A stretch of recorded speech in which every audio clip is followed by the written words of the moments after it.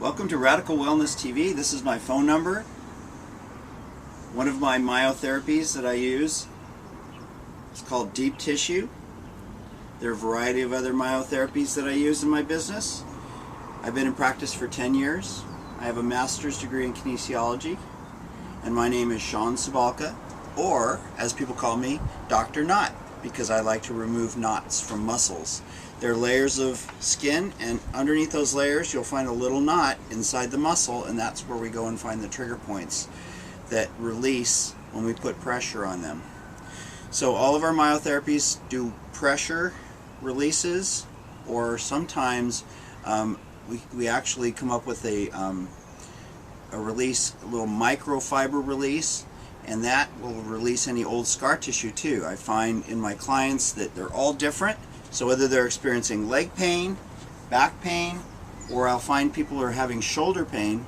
Today we're going to discuss shoulder and neck pain because the neck is connected to the shoulders, so we usually see headaches and shoulder pain in this region of the body.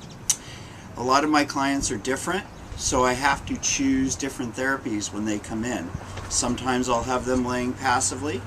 Sometimes I'll actively ask them to move their arms, or I will actively move their arms in order to get the different angles that we need in order to get into the various spots where the muscles are holding tension. I'm going to go ahead and begin today on my client by applying a little bit of pressure with my fingers just to find out where the tension is. And usually I choose these 4 pressure points, which are the rhomboids and the traps. And then I will apply a little bit of stretching pressure in order to open up the scapula and open up the shoulder so that I can get my device into the muscles that are lying just beneath the surface. Let me introduce you to the tool that we use. I know where the tool went. It's a mystery.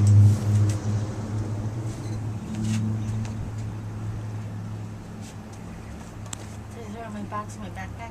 Do you know where it went? Look at my zipper in my backpack. You There's gonna take one that? in there. Are you gonna take that with you on vacation? No, I have one. I just thought, I don't know if that was mine or yours but It's yours, but the one you left me. yeah. So what I'll do is I will do, we call it a pants pocket, or we're going to do around the scapula, and then I'm going to do the inside of the scapula. And it's an active procedure where you're actually getting feedback from your client, which is different than a passive procedure like a massage.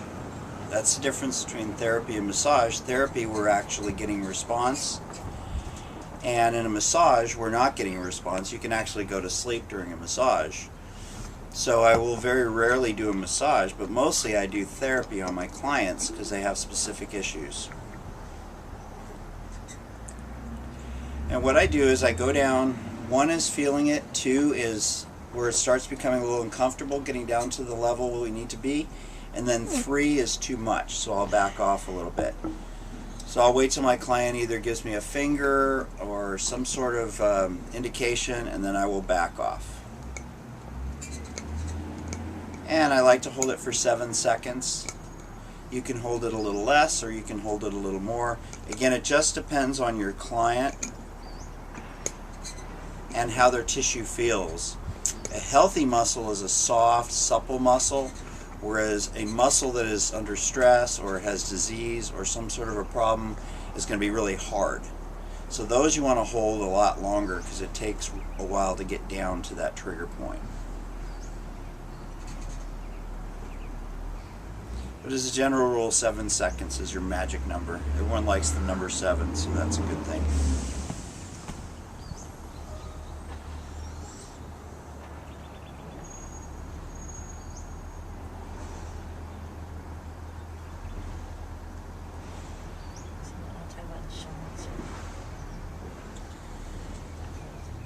And in my 10 years of service to this profession, I've found that most of the problems that I deal with, and it varies, but most of the problems are low back,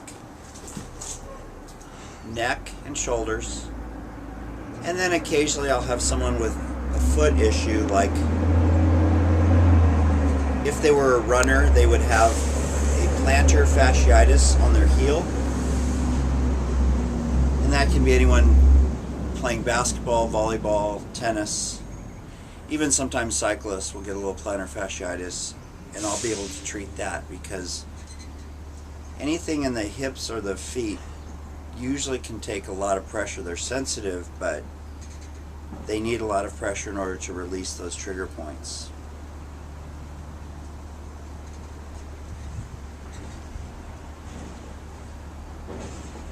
So what I'm going to do is just show you the outer area of the shoulder. I'm going to come around so you can see exactly what we're focusing on. It's nice that the shoulder area is exposed with my client, so you can see that there's a little triangle here. And so you can start anywhere you like in the pattern of trigger points. And I'm going to choose to go counterclockwise today. But you can go clockwise. You can mix up your therapies so that when your clients come in for a second visit, they will actually get a different therapeutic response by just simply changing the way in which you administer your therapies. And a lot of my clients have given me feedback and testimonials that say, we really like that you do things differently. Meaning each time they come in to see me, they look forward to the therapy because I do it a little bit differently. I don't do it the same every time. And then the second thing they like is to provide a glass of water. Interestingly enough, that is the number 2 surveyed response for a good therapist, providing fresh, clean water. So if you want to succeed in your business, those are 2 things that you must keep in mind in your practice.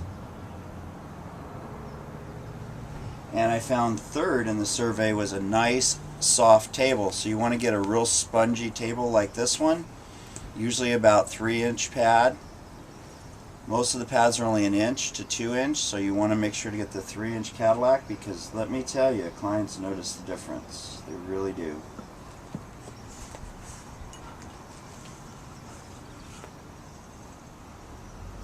So again, to review, today's lecture is simple. It's helping you help your clients, and I'm letting you know exactly what techniques help and what's helped me in my practice, so that clients become healed clients and well clients rather than in a sick state or a knotted state. So as I finish my last trigger point, I will just simply check the muscle. And again, just to show you a little variety, you can put the arm down here, do the same trigger points. You can also bring the arm down here, and it opens up the angle for different trigger points. But the most comfortable position is with the arm flat, and then I can also do the arm. There are various trigger points along the arm which will release the shoulder also. So, here's saying goodbye from Dr. Knott. You cannot afford to miss out on this knot therapy. Thank you.